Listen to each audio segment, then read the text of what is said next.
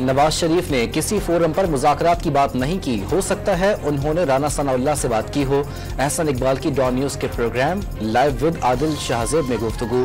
PTI क़यादत को 9 मई पर माफी मांगने का मशवरा।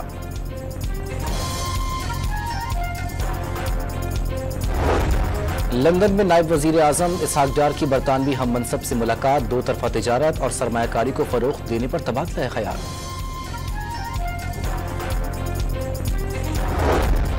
डेरा गाजी खान में अपना घर अपनी छत स्कीम की कुरानदाजी। वजीर आला पंजाब मरियम नवाज की ऑनलाइन शिरकत। कुरानदाजी में कामयाब अफराद को 15 लाख का बिलासूद कर्ज मिलेगा।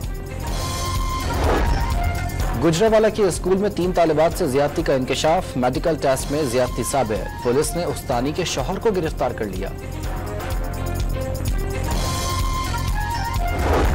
और स्टेट बैंक ने नए करेंसी नोटों के डिजाइनों को शॉर्टलिस्ट कर लिया। शॉर्टलिस्ट डिजाइन आलमी माहिरीन के पास भेजे जाएंगे।